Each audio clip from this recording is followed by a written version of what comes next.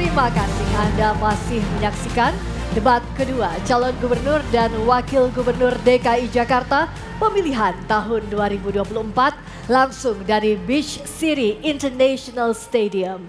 Dan untuk segmen ini kami akan kembali dengan pendalaman visi, misi, dan program kerja para pasangan calon dengan memberikan pertanyaan yang telah dibuat oleh para panelis dan diskusi bersama perwakilan masyarakat. Namun sebelum itu kami mengingatkan para hadirin baik yang ada di ruangan ini maupun yang ada di luar ruangan untuk tetap mematuhi tata tertib yang berlaku. Dan di segmen ini pertanyaan dimulai untuk calon wakil gubernur nomor urut 2 Bapak Kun Wardana, dan kami akan mengundang panelis Bapak Imdadun Rahmat untuk mengambil undian subtema pertanyaan di dalam fishbowl dan diperlihatkan ke kamera.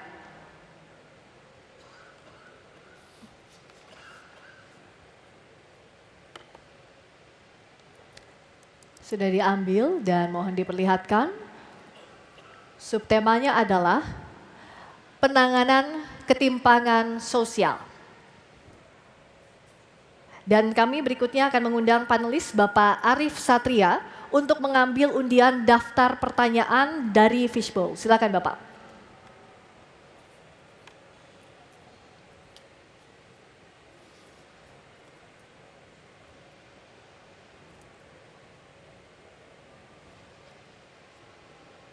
Silakan diperlihatkan ke kamera. Penanganan ketimpangan sosial huruf B. Ya, silakan Friska, masih tersegel ya.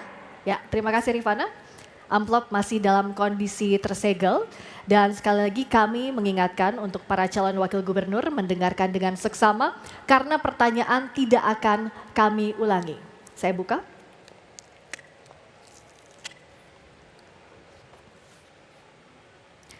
Pertanyaan untuk calon wakil gubernur nomor urut 2 Bapak Kun Wardana. Subtema penanganan ketimpangan sosial.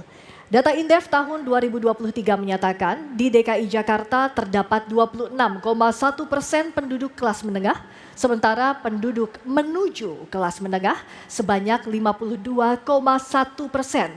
Mereka saat ini terhimpit oleh daya beli yang semakin menurun. Pertanyaannya, menurut Anda selain bantuan sosial, bagaimana strategi untuk mengatasi hal tersebut? Silakan dijawab dalam waktu 2 menit dimulai saat Anda berbicara. Baik, yang pertama itu adalah bagaimana mereka bisa mendapatkan pendapatan yang layak ya. Jadi kita perlu memberikan lapangan pekerjaan bagi semua warga DKI Jakarta. Jobs for all, itu yang pertama. Yang kedua, dia juga harus mendapatkan pendapatan yang layak, yaitu dengan UMP ya, yang disesuaikan dengan survei kebutuhan hidup layak atau KHL ya. Karena kalau kita hanya melihat dari pertumbuhan ekonomi dan juga inflasi, kekhawatirannya adalah dengan meningkatnya harga bahan pokok sehingga dia tidak bisa hidup dengan layak. Untuk itu survei kebutuhan hidup layak itu menjadi sangat penting.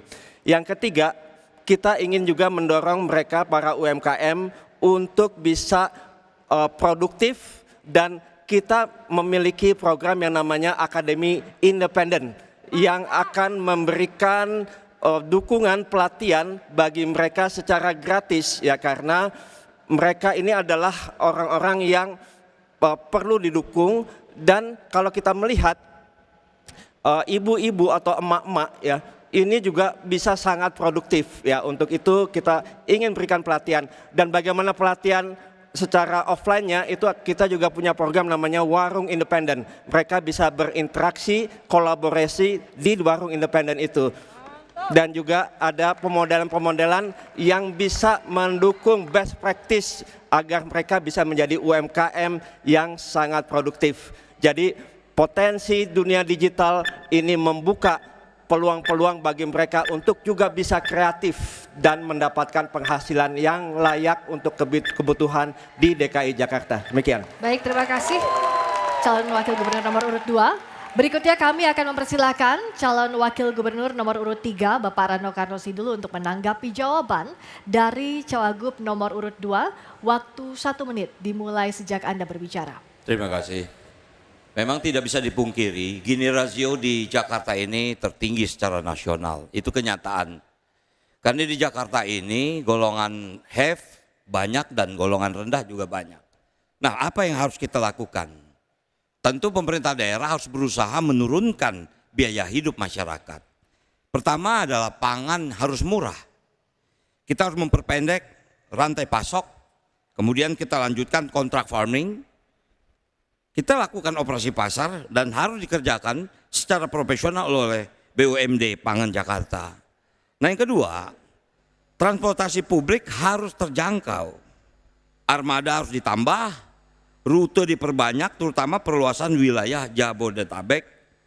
Kemudian waktu tunggu harus dipangkas, Transjabodetabek dan Transjakarta ini. Kemudian akses pendidikan harus gratis, KJP, KJMU harus kita utamakan.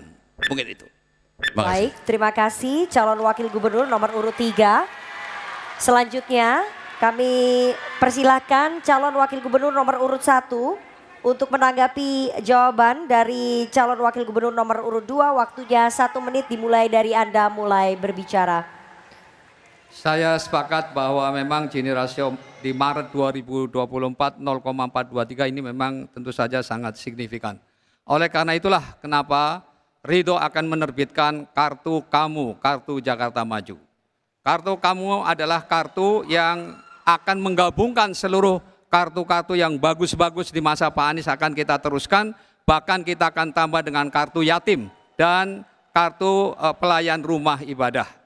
Kami akan berikan bansos yang tepat sasaran, karena saat ini banyak setelah kami berdiskusi dengan mereka, mereka banyak yang mengeluh. Saya bertemu dengan Ibu Halimah di Cideng, bahwa dia selama ini sudah 20 tahun di Jakarta, tapi tidak punya kartu penduduk sehingga dia tidak menikmati bantuan-bantuan tersebut. Dan kami akan dirikan sekolah perempuan maju agar mereka juga bisa mendapatkan tambahan pendapatan. Baik, terima kasih. Berikutnya kami persilakan kepada calon wakil gubernur nomor urut 2 Bapak Kunwardana untuk memberikan respons terhadap jawaban dari calon wakil gubernur nomor urut 3 dan 1. Dan kami mohon hadirin tenang terlebih dahulu. Kami mohon semua hadirin dan pendukung untuk menjaga ketertiban agar tidak mengganggu konsentrasi dari seluruh pasangan calon, dan kami memiliki hak untuk mengeluarkan Anda dari ruangan ini jika tidak bisa mematuhi tata tertib. Dan kami persilakan calon wakil gubernur nomor urut 2 memberikan respons dalam waktu 1 menit sejak berbicara. Baik, kita juga memiliki kartu yang namanya Jakartaku Aman, di mana salah satunya adalah untuk bisa memastikan bahwa warga Jakarta ini bisa sejahtera dan memiliki daya beli yang tinggi. Kita juga memberikan berbagai pelatihan-pelatihan vokasi. Kita ingin bangun sistem di mana nanti pencari kerja dan juga pasar kerja itu memiliki satu integritas, satu kerjasama yang baik, sehingga nanti mereka bisa dapat bekerja dengan baik, sehingga pendapatan mereka juga bisa lebih optimal. Pelatihan-pelatihan juga yang memungkinkan mereka potensi itu bisa teroptimalkan di pasar kerja yang ada. Dan yang berikutnya itu adalah kita akan mencabut batas usia kerja. Ya, dengan ini memungkinkan semua bisa bekerja untuk bisa mendapatkan pendapatan yang layak. Terima kasih. Baik, terima kasih calon wakil gubernur nomor urut 2.